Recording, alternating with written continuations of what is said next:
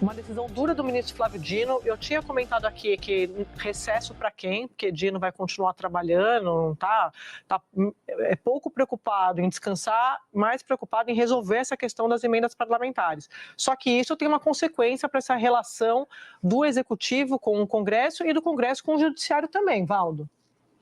Boa tarde, Andréia, Boa tarde. Lins, Dapi, Daniel. Feliz ano novo para vocês. Primeiro, agradecer pela parceria durante 2024, foi maravilhosa.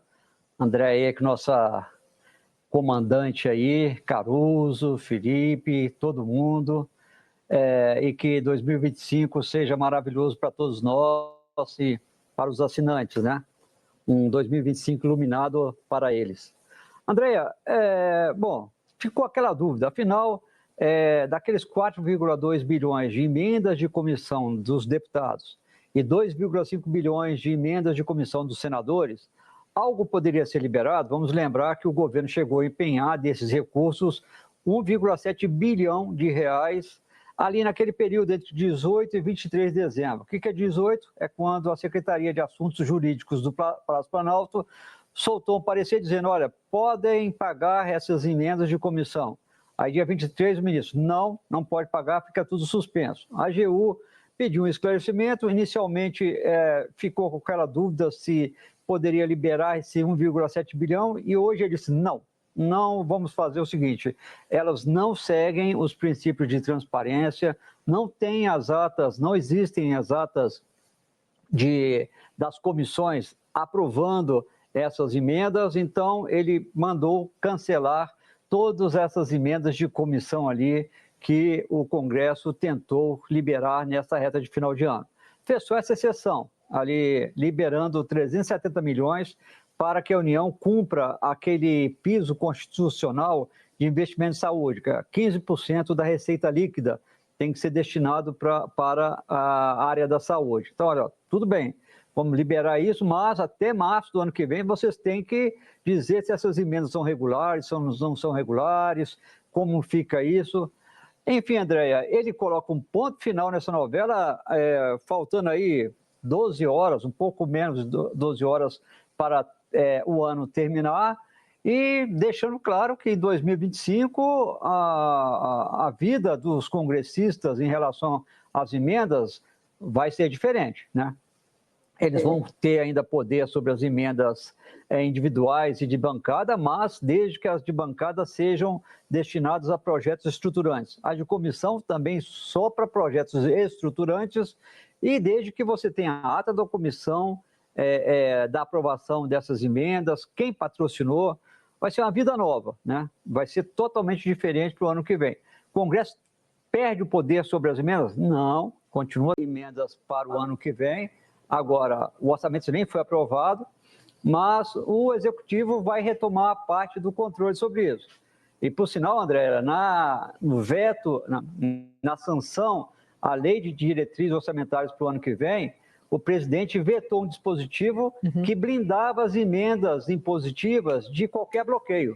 O presidente vetou, então, mantido o veto, as emendas de comissão, as emendas impositivas individuais de bancada vão poder ser bloqueadas. Não fazia nenhum sentido o que o Congresso aprovou, Andréia, blindando, dizendo, olha, em emendas impositivas individuais de bancada não pode haver corte, não pode haver bloqueio. Não dá para você dizer que emenda parlamentar é algo que você não pode tocar, né? Era algo totalmente ilegal que o Congresso estava fazendo. Andréia. E, Valdo, você falava, eu estava aqui pensando no impacto que isso vai ter também na eleição da Câmara e do Senado, né? Porque essa é a grande batalha que a gente vai ver no comecinho do ano, porque o governo não tem força, né? Até conversava com fontes do Supremo falando sobre o desfecho desse caso das emendas. É assim, claro que ao governo interessa uma saída, mas sabendo do desgaste, sabendo da consequência. Só que o governo não tem força para propor nada em relação à emenda, ou propor nada em relação à eleição da Câmara e do Senado, meio que vai deixando correr, né, Valdo? É o que a gente está vendo. E vai sofrer na política, não tem outra, assim, pode acontecer o que acontecer no ano que vem. Uma coisa é certa, o governo vai sofrer com essa base que não tem no Congresso, Valdo.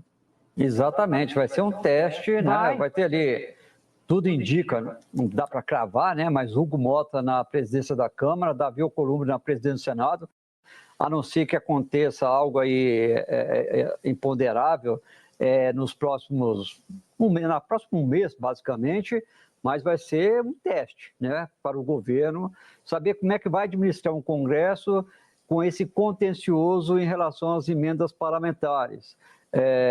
O Supremo coloca ali regras no sistema, determina como elas devem ser liberadas.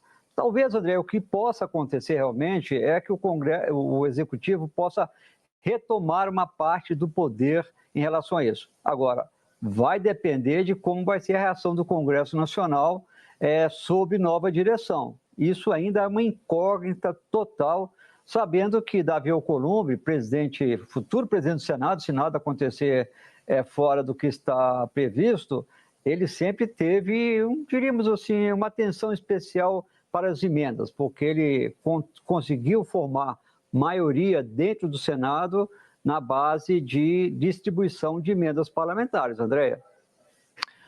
E você, Dapi, a gente fala aqui o ano inteiro dessa articulação das emendas e eu fico pensando, de fato, eu fiquei lembrando, na verdade, de uma entrevista que o Lira deu aqui para o Estúdio I, quando ele foi reeleito em 2022, e o Lula também, e ele falava assim, olha, eles vão ter que escolher qual é o regime? É o mensalão ou é esse orçamento que ele nunca chamou de orçamento secreto, né? Era o municipalista?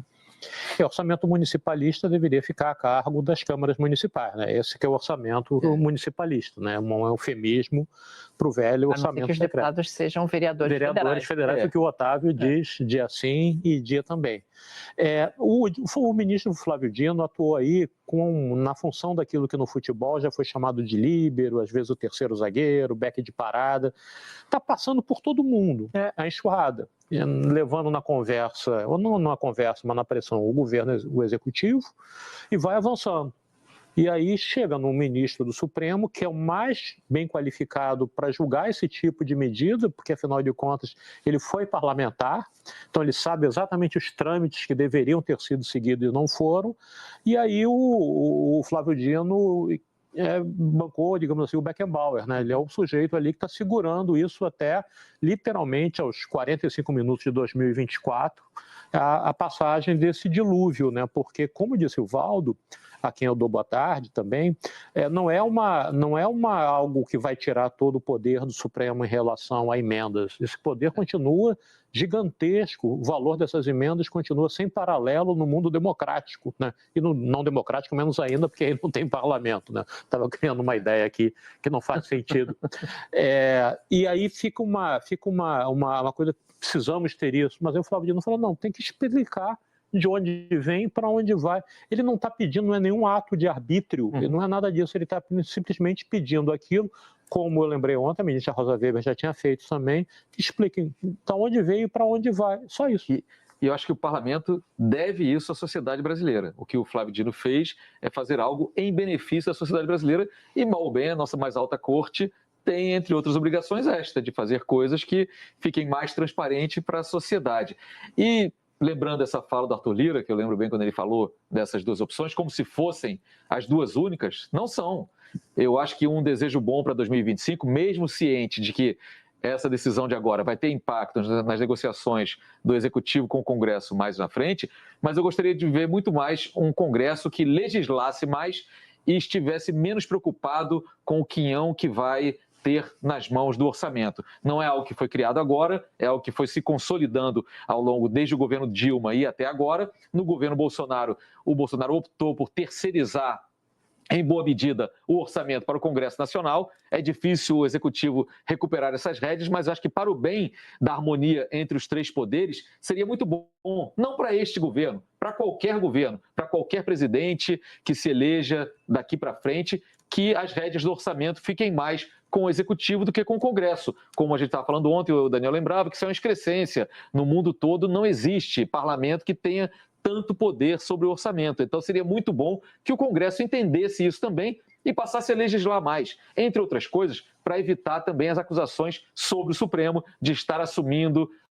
as responsabilidades do Congresso e legislando em nome do país. Enfim, seria muito bom que isso acontecesse, mesmo ciente de que não é isso que está na perspectiva. A perspectiva é de embates. Agora, eu lembro também que mesmo sem maioria, mesmo muito fragilizado nas suas negociações com o Congresso Nacional, mal ou bem nesse 2024, o governo conseguiu aprovar aí a reforma tributária, conseguiu avançar com o pacote fiscal todo remendado e todo insuficiente que ele é ainda, ou seja, obteve ali algumas vitórias naquelas pautas que considerava prioritárias. Vamos ver como é que vai continuar essa articulação, se vai melhorar ou se vai piorar para 2025, né? E eu chamo a atenção para o fato que o Congresso vai continuar tendo 50 bilhões de reais em emendas, quer dizer, ele vai continuar extremamente poderoso e dominando um pedaço, uma parcela desproporcional do orçamento para emendas. Emendas são importantes, emendas têm o seu valor na democracia, mas não são 50 bilhões de reais, isso não faz qualquer tipo de sentido,